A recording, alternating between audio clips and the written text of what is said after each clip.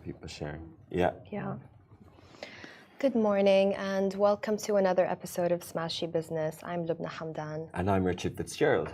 And today we're going to talk about everything from Chef Andre's mourning aid workers to Aramco's contracts to Amazon's shares. I mean, we've got a lot in the pipeline today. Meta, Netflix, all the big boys this morning. All the big boys are kind of in trouble, more or less. Yeah. One big boy is doing well, if but Lubna's more or talking less, about them, they're in trouble. Yeah.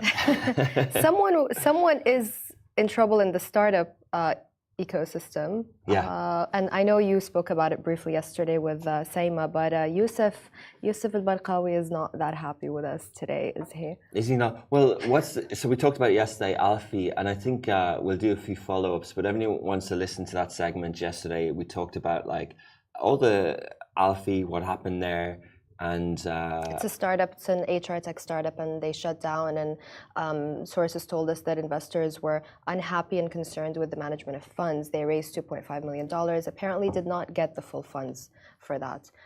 It's an interesting story though, because we're getting a lot of comments.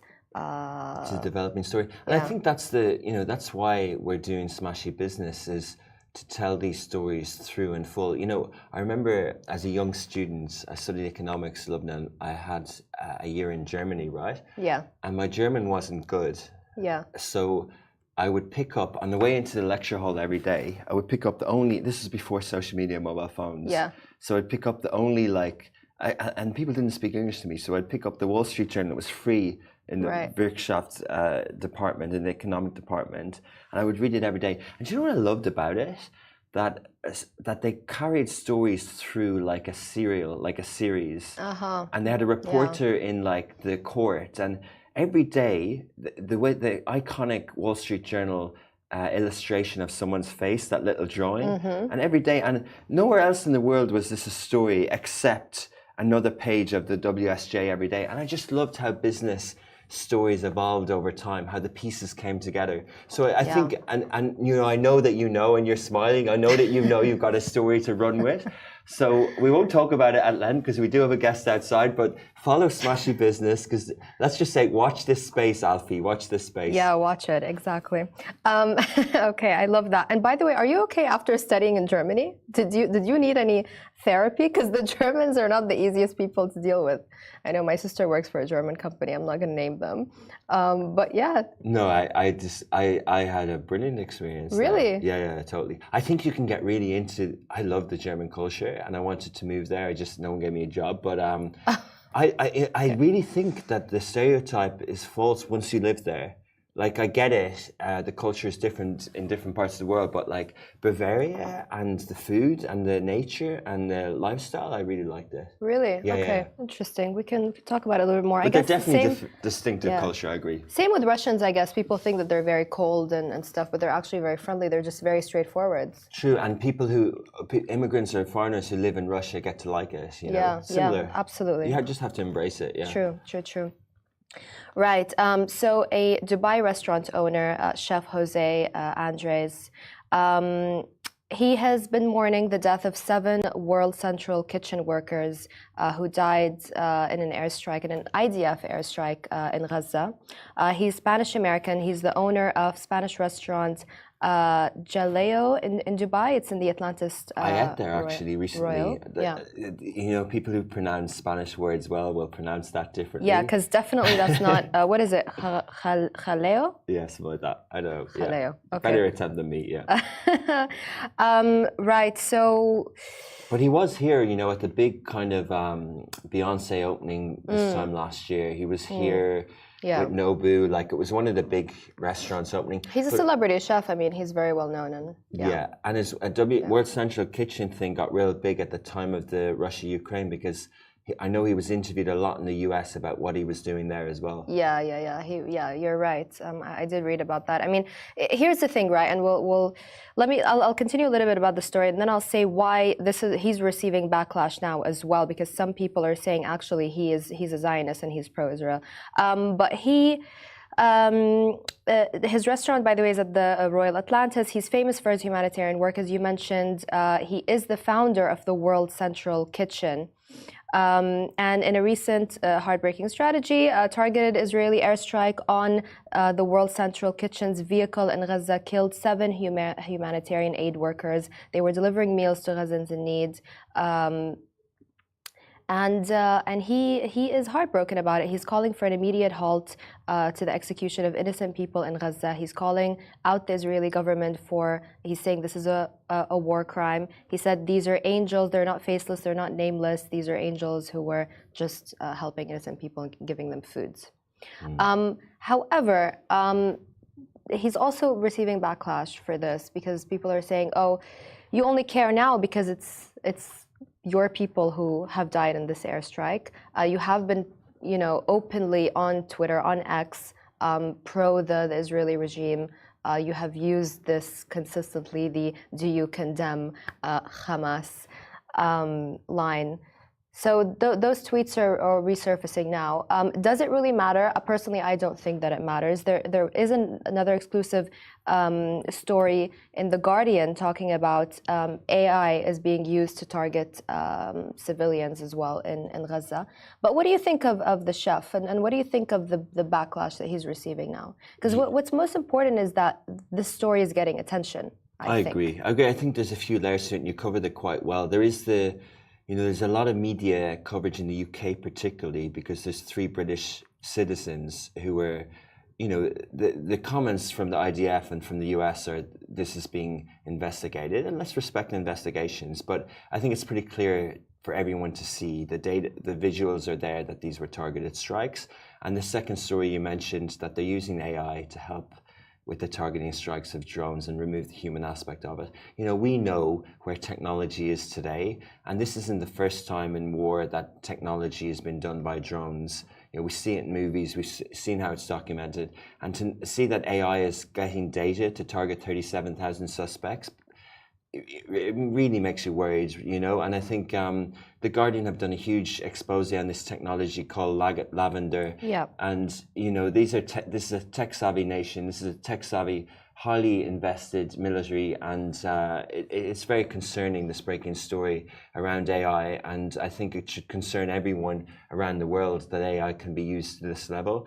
And then on the humanitarian side, there are so many different theories, and it's so hard to believe everything and who's pro and who's this and who's that. But I think what we have to do is take some of this at face value, that the World Central Kitchen, if I'm signing up to that, I'm not signing up I'm signing up to help people. If I'm going to deliver meals for iftar, I'm going to deliver meals for iftar. If I'm going to a country that's going through something like this to help with a charity, sure, there might be many reports around the world that saying charities aren't good or bad, but it's a charity. Yeah. It helps people who are, this is a famine zone, basically, right? It helps people who are starving, and it's trying to get aid in. It's like when the UN, when they were saying that these people, when they're saying that these people are terrorists, they're not actually, right? The face of it, they're trying to help. It's humanitarian aid, and there might be different agendas. Just like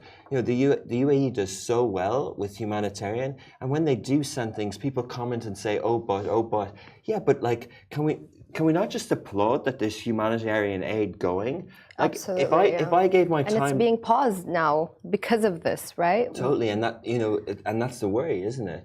But it's like, Lubna, if you do a charitable thing and then people criticize you for posting a photo of it or whatever, they're at their desks, they're in their sofa throwing shade, and you're out there doing the work. Yeah. So I think he has to be applauded. There's many chefs around the world who aren't raising funds, who aren't getting free food in there, and he's not okay. He might have an ego, and his brand he might like attention, but he's still doing this stuff rather than the pure profit restaurants, Yeah, absolutely. Let's give a little bit more info about Lavender, which is the AI-driven program. That The Guardian has exposed Israel to be using Lavender to facilitate the carpet bombing of Gaza over the past 6 months. It's incredible to see this in The Guardian as well, because the perspective of UK and US media has really shifted, and how can it not? So it's been... The Guardian actually have done a good job from the start on this one. Really? Yeah, they actually have. Yeah, they've and for years I didn't kind of disagree, but look at it. Look at it from and it's British media. It's British media, and definitely the narrative changed. But I think from what I've seen, I turned off the Guardian for a while. Like from what I've seen, the way that they've covered this story in particularly has been different to the rest of British media, different to the BBC, different to others. True. Yeah, absolutely. I agree. So the program had tagged around 37,000 Gazans as suspected militants, and it permitted up to, and this is really where it gets really ugly, permitted up to 100 civilian casualties per attack if the suspected target is of high profile. 100 civilian casualties per attack. That's huge. And there's another AI software called The Gospel, which recommends buildings and structures. Like, I'm smiling because I just can't really fathom this stuff. And I heard this from someone who's big into AI that AI technologies used together can be even more powerful in terms of their goals. So the fact that you're using one to get data around suspects or people, and then another one to target buildings and things like that is worrying. It is very, very worrying. And even more worrying is, I mean, not just AI, but all of these big tech companies. Like now we found out that there's another privacy scandal with Meta and Netflix, where allegedly Meta has allowed Netflix to read private messages of its users on Facebook. When I saw this story, I didn't believe it. I genuinely didn't believe it. First of all, that Facebook, who've been through all the analytica, all the worries about privacy, like they're paranoid about any privacy leak. Yeah. And Netflix, who are also image conscious, the fact that they would, and $100 million is nothing to Facebook. They make almost $100 billion. So why would they sell access? And they don't let anyone touch their DMs. They don't let any other company. Why would they let Netflix for a measly $100 million read all the private messages of users? I couldn't believe it, to be honest. I mean, I don't know. Is it true? Is it not true? There are documents, showing this. Meta have denied it. They said it's shockingly untrue. Elon Musk, of course, jumped on the bandwagon of this, as he always does, and he's saying that it is true. And he's, I love the game that he plays because it's just so. He really has fun with it, doesn't he? He really has fun with it. He has fun with it, but he has an agenda as well. Absolutely, exactly, which is the best part, is having an agenda and having fun with it. I mean, he's just wickedly... His MO is wickedly delicious. I'll put it like that. The document alleges a special relationship between Netflix and Facebook, and this goes back to what you were saying. Suggests Facebook reduced spending on original programming for Facebook Watch to avoid competing with Netflix, a major advertiser on the platform. So Netflix is a major advertiser on the platform. I guess that kind of answers your question. Meta doesn't want specific people to touch their data, but when it's in their favor, I guess, they have had privacy concerns in the past. So I don't know. Is it shocking, really? I mean, the 100 million fee to cause another scandal, like they paid this amount of money in they're sued in Europe.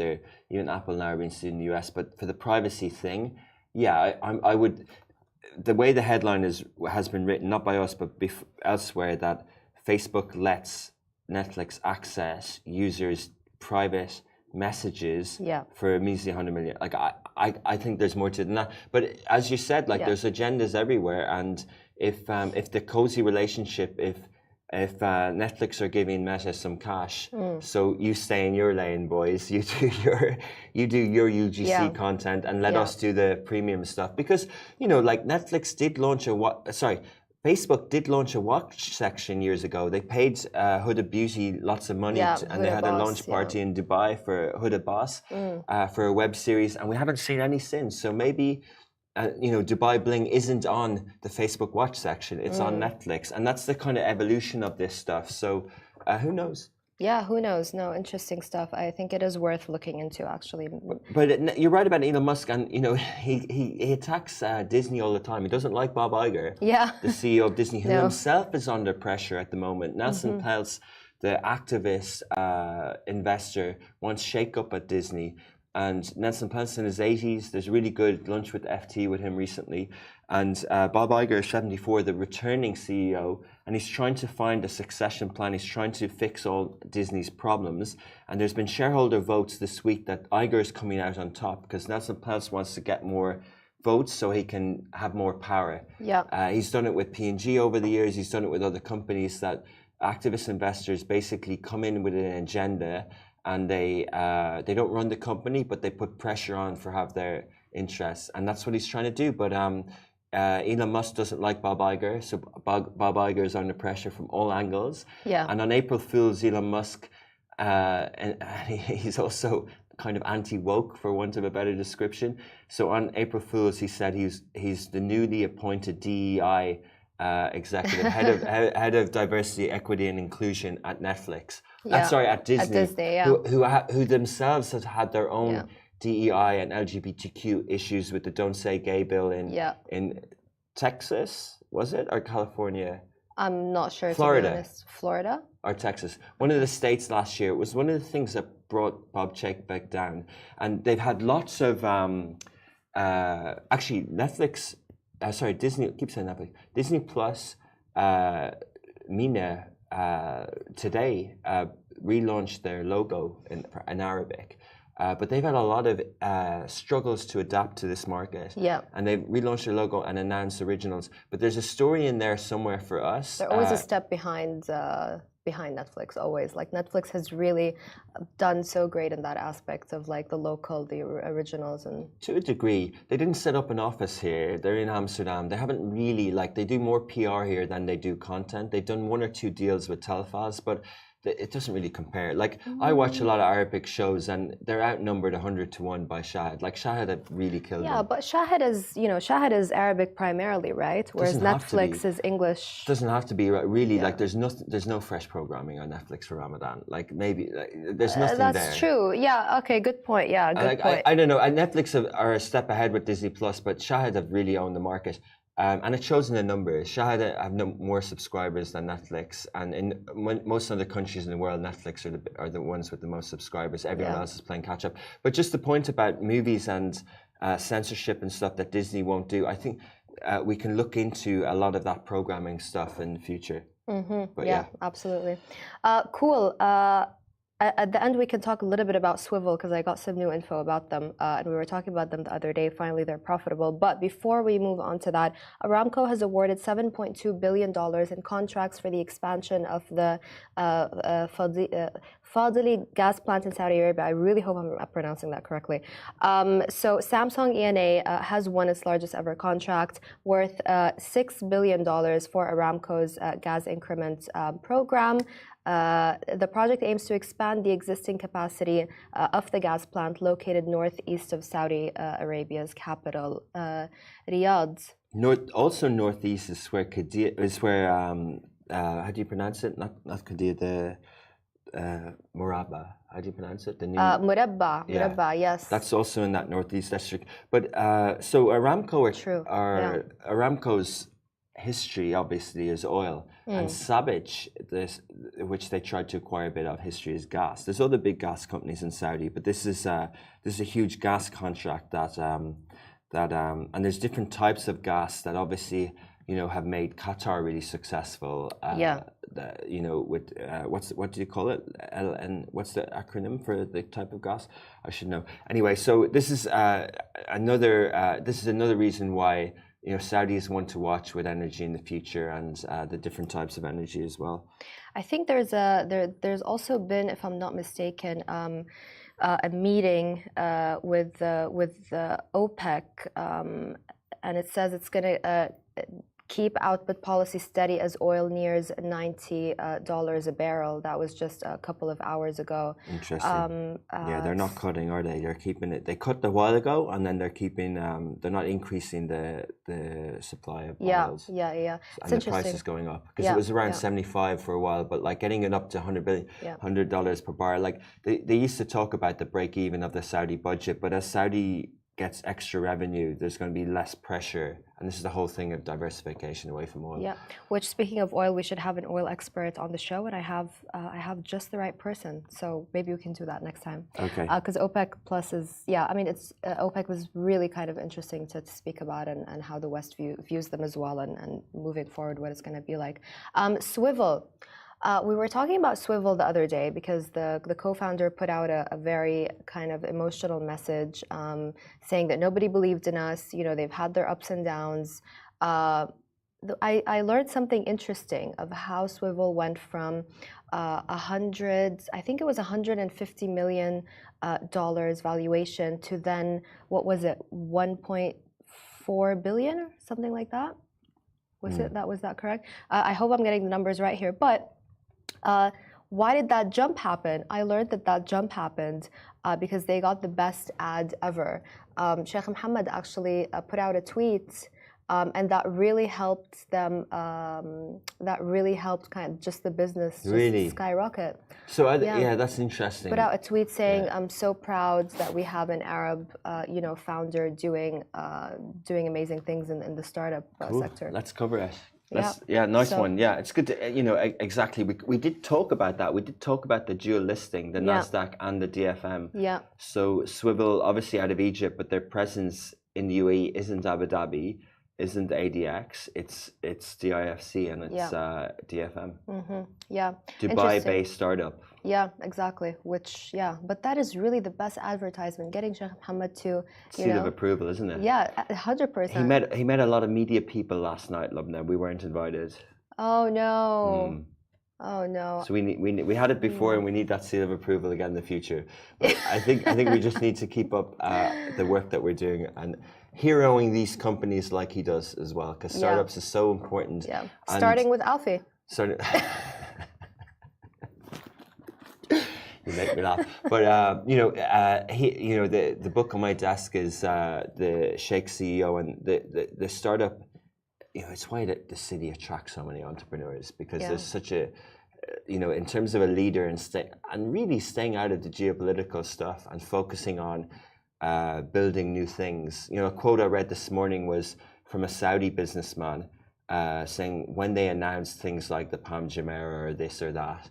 And I thought of Museum of the Future, the Museum of the Future, Lubna, was it was basically like a 3D type thing get this right, at one of the World Government Summits, and when it was supposed to be like a little announcement, and when he saw it, he's like, "No, we want to make that. Right, go and make it." Wow, and that's amazing. The calligraphy, the local guy, the artist who begins with M.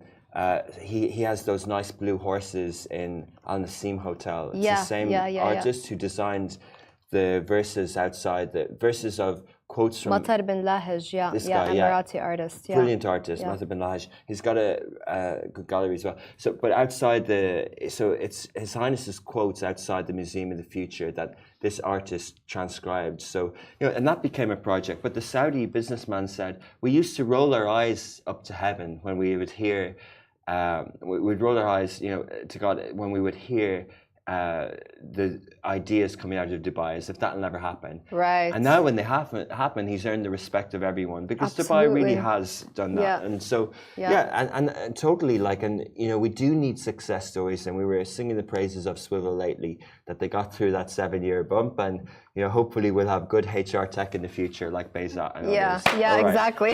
Who's the guest today? Who always pay their staff on time. So our guest today is Ravi Birani. I also hope I'm pronouncing that correctly, of Annex Developments. We're going to talk everything real estate coming up next. Stay tuned.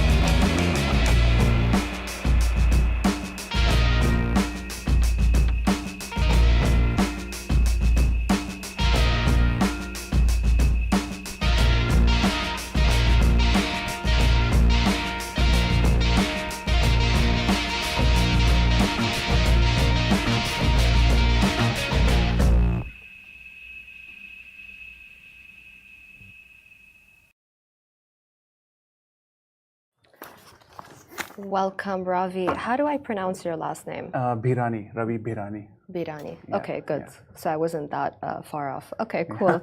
You pronounce well, actually. Yeah. I was listening to you there. Oh, thank you. Thank you. I'll take that compliment. Annex Holdings and Development. Yeah. So Annex Development is part of Annex Holdings. Exactly. And you guys have been working on a very interesting project. Yes. You were supposed to unveil, I believe, 15 projects by the end of next year, 2025. Exactly. Yeah, we'll talk about where you guys are with that, because real estate companies are infamous for not delivering things on time. No judgment, no judgment. But Vento Tower, tell me about that. I'm just looking at the rendering here. Yeah. It's in Business Bay. Yes. Tell me about that, because it's very exclusive, very luxurious. Dubna, first of all, we were planning to start something to start in Dubai. We were looking for some good space to start our construction and development company. So our vision was to start something near around Business Bay and downtown area. So we find out a very nice place in Business Bay. Yeah. We like the location as well, and we are glad that we got this land on 2021. And that time we have decided, let's come into the market and start development. About Vento Tower, we were from the beginning, we were pretty sure that what we are going to deliver in the market, because we have find out the gaps between what people are missing and what developers are missing. The best part about this Vento Tower is, if you go to Business Bay area, you mostly find out 1 bedroom, 2 bedroom and 3 bedroom apartments, which is like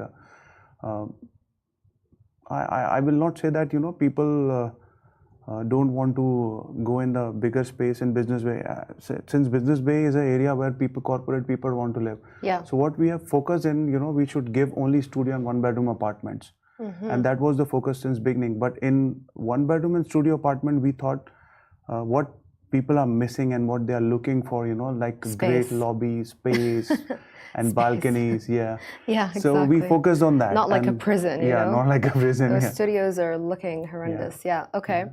So how is yours? How are your studios and 1 bedrooms different? To be honest, it's not that different, but something unique we are providing there. Like, let's say we have a huge balcony area which people are missing in Business Bay, and nowadays Dubai weather is changing drastically, and you can see that the positive vibes are coming in the market, and even in the summer also you'll not feel that heat. Yeah, sure. So people would want to go and sit in the balcony. So we focused on more on the spaceship in the balcony, and rather than giving just a simple balcony, we are providing them something to sit outside, and we are also focusing on sustainability and green things. So we are providing them a grass and greenery a little bit, and also something like a cushion you can sit and chill outside. That's lovely, because we just had a story that Dubai Holdings in JBR, basically JBR has been removing real plants and real grass and replacing it with fake grass. People are not happy about that. They want a real grass, greenery and real grass. So what kind of you talked about sustainability and greenery. What are you providing? Is there like these vertical kind of green walls? Yes, we are focusing on majorly. If you see, the best plant is money plant. You can put on the balcony area. You can even put inside the room. So what we are doing is we are focusing on the grass, which is real grass, and also we are focusing on the money plant, which we can put on the balcony so that it looks beautiful as well. Even though we are focusing on some plants which have a good flowers and they will not get wasted in summertime. It's easy to maintain also. Yeah, sure, absolutely. I had I killed in my lifetime, I believe, 5 or 6 cacti. So I cannot even keep a cactus alive. I just wanted to. You just need to give them a lot of positive vibes. Shock on your face. Yeah, clearly I'm full of positivity. Anyways, tell me. So Vento Tower. When are you expecting to deliver? Start delivering units? Very good questions. So previously, when we started construction, there was a deadline. We wanted to deliver at 2025 October something around. But since we started construction, there was some permissions and also 3-month delay. Like we are targeting December 2025, and I'm pretty sure that we will deliver before the time. We are just taking 2-3 months extra so that the customer will not have any objection and issues later on. This is our main focus, to deliver the project on time, because I have seen a lot of developers, they are committing something and they are not able to deliver on time and client get frustrated. I'm not focusing on that. To be honest, I'm bang focused on delivering project on time. What about your future projects? I mean, this one has its own unique kind of selling points, which are the studios and the one bedroom. So just so I understand fully, the entire tower is offering only one bedroom and studios, or you do have only one bedroom and studios. One bedroom and studios. Interesting. Okay. How big are the studios? So starting area is around 420 square feet, which is better than other buildings we have seen in. So we have read the market thoroughly and we checked everything, and what we are focusing on majorly is inch by inch using the space. So what we did, whatever the furniture we are providing it, we make sure that you will have an ample space to go around the apartments, and you will not feel that suffocating inside the apartment, and you feel there is a lot of space. And even though we focus on the ceiling area also, the ceiling height is a little bit higher than the other projects. Okay. So it is already a spacious apartment. Right. Yeah. Okay. And is that including the balcony or without the balcony? No, balcony is separate. Balcony is it's separate. Around 60, 70 square feet area balcony. Okay. Depends if you are buying a studio, it's a 60, 70. If you're buying a one bedroom, it's around 120 square feet area. Okay. It's a very good spacious apartment, to be honest. Okay, cool. What about your future projects? What's going to be unique about them, and what are you planning? Okay, so a very interesting question. Second thing, what we are going to start in Furjan. Since Furjan is not that luxury area, and people, it's a very comfortable and okay area. So what we did there, it's becoming really popular now. Yes, Furjan. now it's a popular area. So we bought a land there, and our second project would be in Furjan only, and there we are focusing on giving the best product in that particular area. Not focusing on something luxury or something, but yes, better quality, better thing, more space, and see, the best part about the Furjan area, you will have a metro now. So our project is between 2 metros. So even that's a walking distance from our project, 2 minutes or 3 minutes, that's it. Right. Okay. Interesting. Yeah. So So Business Bay, Furjan. Are there any other areas that you're looking at? The third one is Maidan. Maidan. This will be the very good project, and you can say that it will be ultra luxury project. This project we are focusing only on 3 bedroom and 4 bedroom mostly. Still we are in the stage of finalizing drawings and everything. But we are very clear what we are going to deliver in Maidan, since it's a very upcoming and very booming area, and super luxury apartments you'll find there. Yeah. So many developers are coming and they are making the community, so we decided to start something from there. Absolutely. Yeah. It's interesting, I've been looking at duplexes and lofts here, and there are barely any duplexes and lofts in Dubai generally. There are very few in Dubai Marina and some of the older buildings. Around 2008. Okay. And then also in, I think downtown, there's Jumeirah Living in downtown, around the World Trade Center area. There isn't a focus on that, and I'm surprised as to why. I'm just kind of curious as to why. If you study the market and go into do a little deep dive, loft and duplexes are not that in demand in the market. People are looking. Rather than go to the buy villa. If you want to go for a loft and duplex apartment in a building, I would suggest you go for a villa and buy townhouses, because same kind of feeling you will have in the apartment. You are paying double the amount what you are paying for the single apartment. Why you want to pay double amount? You just be smart. Because you want to be in the city, I guess. Yes, right? I totally understand. Yeah. But at the same time, in the same price, you will get a bigger space, better space, not duplex. Yeah, unfortunately. So we didn't focus on the duplex now. Yes, of course, if you are making a penthouse, then something different. The penthouse is, I think, only 1 or 2 you can make in the building. Yeah. Pray for me, Ravi, for the day I'm able to afford a penthouse. Let's take a moment. Inshallah, you will buy a bigger property ever in your life. Definitely. Yeah. Are you looking at Abu Dhabi? Abu Dhabi real estate is having its own moment. Yes. They announced a record sale just a couple of weeks ago. Okay. Is that somewhere that you're looking at? To be honest, we are looking for a global, to diversify our business in global area. Like we have already projects in London, which is going on, 2 buildings there. Definitely, we are looking for Abu Dhabi also. It's a developing city as well. And our major focus for next 2-3 years in Dubai only. And we want to deliver more than 15 projects by end of the 2025. And we have decided to buy another land. We are still looking for a good lands here. We have land bank almost around 7 to 8 projects we are already in our hand. But by maybe May or June, we will start looking for another land. Definitely Abu Dhabi is in, on the plan, but I cannot commit now. I will take time for that only. Okay, interesting. It seems that, the sky is the limit when it comes to real estate in Dubai. You get opportunity. We get a lot of opportunity from Russell Khema when they started developing area. That's my next question, actually. Are you looking at any land plots there? To be honest, no. Dubai, we love Dubai a lot. We don't want to go anywhere. Since the time I shifted to Dubai, it was just like a dream come true for me. And then I started my, career and journey here. We started Annex development, and we are thoroughly focused on that. We will only develop in Dubai. For the next few years. I mean, there is definitely opportunity for sure. So many opportunities are there. How are you seeing the market now, though? It's kind of correcting a little bit. The prices are not surging anymore. That's what we're seeing from the numbers. It's not like that. Prices are definitely going up slowly.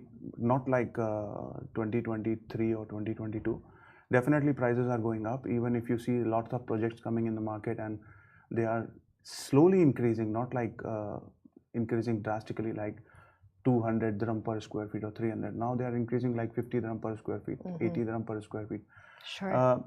You see the how much luxury properties are there in the market now when the moment they launch and it's already sold out.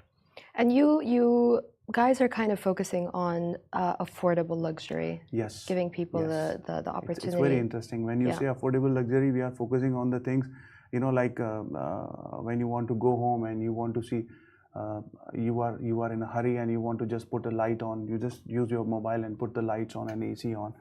And something like when you sit in the apartment, you feel like, proper space and comfort. And when you go down to the lobby, you see the spacious area. You can sit there. You can have a meeting on the lobby, and it's very spacious. And we are trying kind to of like what Rove Hotels did for the hospitality industry here.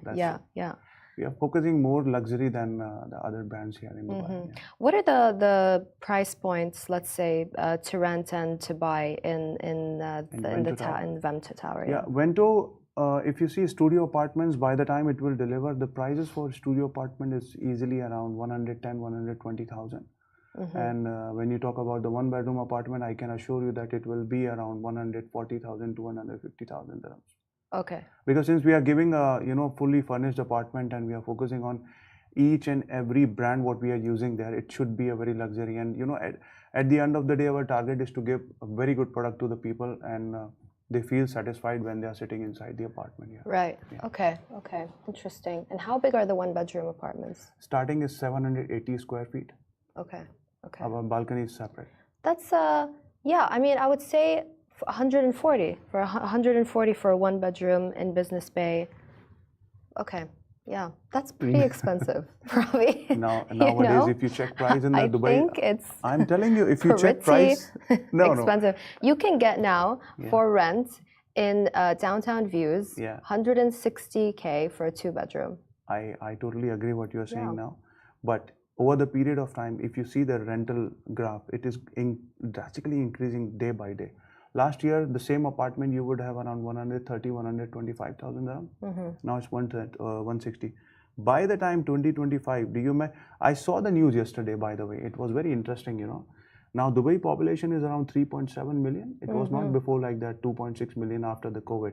Yeah. So if you see the graph, within a year, we have increased like 1 million people in the Dubai. And where is the demand and supply? You can see that we are not able to fulfill the supply. There's a lot of demand for 1-bedroom and 2-bedroom and studio apartments, especially people who are coming from out of the country. Everybody want to live in the downtown and Business Bay first. So there's no apartments. For that particular reason, this is my assumption, by 2025, rental will be very, high. Great. And I'm not Great surprised news. if it will be a more than 170, 180 for one-bedroom apartment. Wow. Yeah, I'm not surprised. Yeah. Gosh.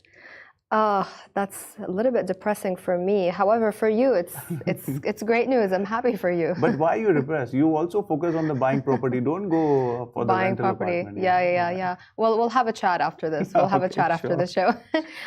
Thank you, Ravi. And I think affordable luxury is really gonna make its mark in the industry. Absolutely. Thank you for your time, Ravi Birani. Yes. Of Annex Developments. Thank you. Thank you so much. Thank you so much, Lubna. Have a good day. Have a great day. You don't have to leave right now.